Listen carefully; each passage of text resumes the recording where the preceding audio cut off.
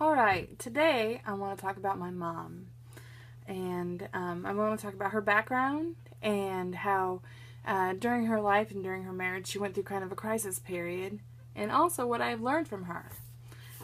Now, my mom was born in 1960 and she was the only girl out of eight children. So she had 7 brothers. And during that time, women were expected to fulfill traditional gender roles. So she had to cook and clean and do the dishes and clean up after her brothers when they might not necessarily have had to do that much and were allowed to play or horse around.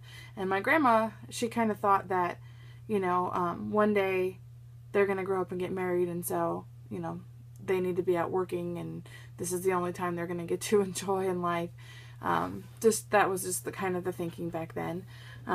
Anyway, so in 1980, my mom married my dad. And this kind of began her crisis period. Now, my dad is a very charismatic and fun guy, except for the fact that he can be very abusive. He used to beat my mom pretty regularly, and he was horrible in what he would say to her. The verbal abuse was terrible, and it would, at first it was just every, once a year, and then it just got more and more and more. And so eventually she reached a crisis point. After 7 years, she decided, it was happening all the time.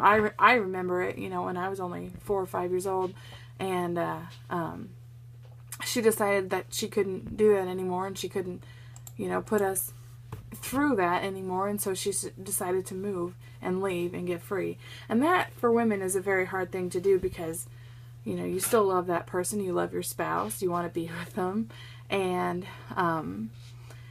just to make that decision. But she had to do that because he wasn't going to change and he wasn't going to accept responsibility at that time. So she left and she had to start a new life in Nebraska. And though she had her parents there, my grandparents, she, didn't have a ton of support there. She didn't have friends there. She didn't have other family. And so she had 3 children. She had a 5-year-old, a 3-year-old, and a 1-year-old. And she was responsible for their well-being and for raising them. And she did. And during that time, not only was she raising us, but she also went to college. And she could have, she could have easily maybe just, stayed with my grandparents or, relied on the government or something to help her. But she went to college and she got a degree in computer science. And because of that, because she took those steps, she met my stepdad. And they were married, and they've been married now for 20 years. And because of that, because she got out of that, we then had a much more normal and stable life environment. And for that, we're grateful. If she wouldn't have left my dad, I cannot imagine how bad things would have been. He didn't just abuse her, he also abused us as well. And it was just terrible.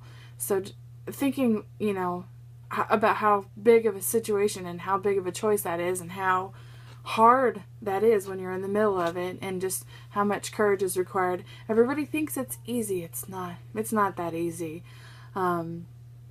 So during that crisis period, we got to see what my mom was made of, and that I learned a lot of things from her because of that. Number one, I learned that you're stronger than you think you are. And I learned that you have the right to stand up for yourself. You do not have to let other people dictate to you who you are. You don't have to let other people control you, and nobody has the right to do that to anybody. I also learned, don't quit, and about perseverance.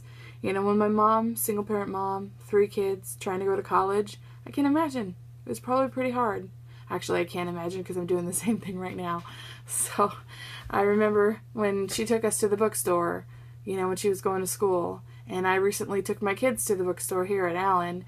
And it was kind of surreal. A little trip down memory lane. I remember doing that. So, but because I'm in a similar situation as she was, it gives you hope, that it's going to be all right. And it's nothing about me, Things happen in life that are out of our control, People can hide parts of themselves that you don't see until later.